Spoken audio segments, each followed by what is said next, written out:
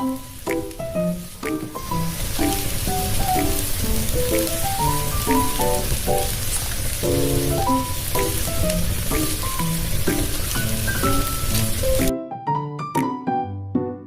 எனக்கு போதும்.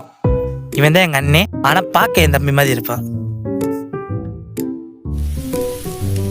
இது ஒண்ணுதான்டா, எலசா சுட்டுக்கே சாப்பிடு.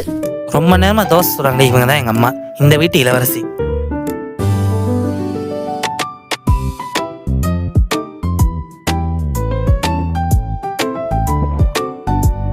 பிரேக்கிங் நியூஸே பிரேக் இல்லாம பாக்குறாரு. இதான் எங்க அப்பா.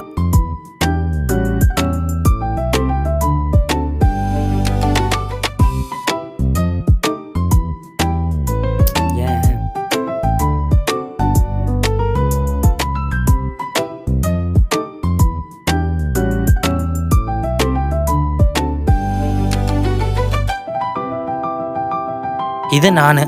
இந்த வீட்டிலே இந்த கதையில ஏன் இருக்குன்னு எனக்கே தெரியாது. தேர்தல் நெருங்கும் நேரத்தில் பண விநியோகம் நடந்ததாக அதிர்ச்சி தகவல். அரசு நலத்திட்டங்கள் என்ற பெயரில் வாக்காளர்களுக்கு பணம் வழங்கப்பட்டதாக குற்றச்சாட்டு எழுந்துள்ளது. இது எப்பயும் நடக்கிறதானப்பா. கட்சிகள் கடுமையான குற்றச்சாட்டுகளை முன்வைத்துள்ளன. மக்கள் பணத்தை வைத்து நீங்களும் பணம் வாங்கியிருப்பீங்களா என விமர்சனம் செய்துள்ளனர். இது குறித்து ஆமா, வாங்காம எப்படி குடும்பத்தை நடத்துறது? ஏன்பா உங்க ஓட்டை விற்கிறீங்க? உங்க ஓட்டை விற்காம நல்ல ஒரு தலைவரை தேர்ந்தெடுத்திருந்தா இந்த ஓட்டுக்காக அவங்க கொடுக்குற காசை நம்பி வாழாம இருந்திருப்போம்ல. அட போட விளக்கண்ண, காசு ஓட்டுக்கு வாங்கினேன், ஆனா அவனுக்கு தான் போட்டேன்னு உனக்கு தெரியுமா? அப்ப இதுக்கு பேர் ஏமாத்துறது இல்லையா? அவங்க வாக்கு கொடுத்து ஏமாத்தினதை விட நான் ஒன்றும் பெருசா ஏமாத்தலப்பா. டாஸ்மாக்ல கொடுத்த காசு தானப்பா வீட்டு செலவு கொடுத்துருக்கேன். நாளுக்கு வேற வேலையே இல்லை. டேய் சும்மா சொன்னேமா. இது குறித்து டெல்லியில் இருந்து எமது சிறப்பு செய்தியாளர் சலீம் தரும் கூடுதல் தகவல்களை தற்பொழுது பார்க்கலாம். இளைஞர்கள் இன்று தெருக்களில் இறங்கியுள்ளனர். தேர்தல் வாக்குறுதிகளை நிறைவேற்ற தவறிய அரசியல் தலைவர்களுக்கு கட்டாய ஓய்வு வேண்டும் என அவர்கள் கோரிக்கை வைத்துள்ளனர். அப்ப எல்லாருக்கும் ஓய்வுதான். ஆமா, எல்லாருக்கும் ஓய்வு தான். என் தலைவனை தவிர எல்லாருக்கும் ஓய்வு தான். இவன் தின்ன மாட்டேன். மாநிலத்தின் பல மாவட்டங்களில் நூற்றுக்கணக்கான இளைஞர்கள் இன்று போராட்டத்தில் ஈடுபட்டனர். வாக்கு வாங்கி ஆட்சி, வாக்குறுதி மறதி அரசியல் என அவர்கள் குற்றம் சாட்டுகின்றனர். ஒரு தேர்தல் முடிந்ததும் மறக்கப்படும் வாக்குறுதிகள் அல்ல, நிறைவேற்றப்பட்ட வாக்குறுதிகளே மீண்டும் வாக்கு பெற வேண்டும் என்பதே இளைஞர்களின் கோரிக்கை. என்னதான் போராட்டம் நடத்தினாலும் ஒன்றும் நடக்க போறது கிடையாது.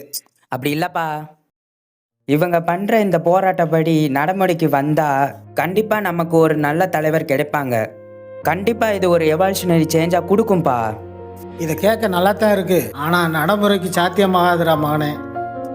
ஏன் சாத்தியமாகாது? ஆகிற வரைக்கும் போராட்டம் பண்ணுவோம். யாருமே ஓட்டு போட பூத்துக்கு போகாம போராட்டம் பண்ணாங்கன்னா இது சாத்தியமாகும்ல. ஏண்டா நம்ம பொழப்ப பார்க்காம போய் வேற வேலை இருந்தா பாடுறா. ஏன்பா இப்படி நினைக்கிறீங்க? இப்படி நினைச்சு தான் நம்ம வாழ்க்கையே இப்படி ஆயிருச்சு. ஏன் அன்னைக்கு பிரிட்டிஷ் கூட எடுத்து போராடினவங்களாம் நம்ம முன்னோர்கள் தான். அன்னைக்கு அப்ப போராடினவங்க கையில ஆயுதம் இல்லை, அதிகாரம் இல்லை, ஆனா தைரியம் இருந்துச்சு. சிறைக்கு போனாங்க, அடிபட்டாங்க, ஏன் உயிரை இழந்தாங்க. ஆனாலும் அவங்க பின்னாடி போகல. அதனால தான் அவங்க அதுல வெற்றியும் பெற்றாங்க. அதனால தான் நம்ம எல்லாருக்கும் இன்னைக்கு ஃப்ரீடம் ஒன்று கிடைச்சிச்சு. நம்ம எல்லார் கையிலும் ஓட்டுன்னு ஒரு பெரும் ஆயுதமும் இருக்கு. அன்னைக்கு அவங்க வெளிநாட்டு அரசாங்கத்துக்கே பயப்படலைன்னா இன்னைக்கு நம்ம சொந்த அரசாங்கத்துக்கிட்ட கேள்வி கேட்கவே பயப்படுறோமே, சரியா? இன்னைக்கு நம்ம கிட்ட இருக்கிற சுதந்திரம் நேற்று நம்ம முன்னோர்கள் சிந்தின ரத்தத்துல கிடைச்சது. இப்ப இந்த போராட்டத்துக்கு குரல் கொடுக்கலன்னா நாளைக்கு வர தலைமுறைகள் கஷ்டப்படுவாங்க.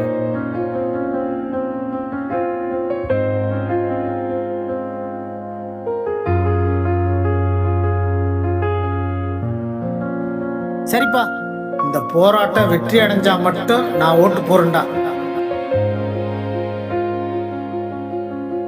இளைஞர்களின் போராட்டம் ஒரு வரலாற்று வெற்றியை பெற்றுள்ளது.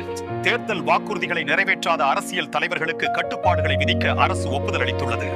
வயசு பையங்க தான் இவங்க என்னென்ன போராட்டம் ஆர்ப்பாட்டம் எல்லாம் பண்ணி சாதிச்சுட்டாங்க பாத்தியா?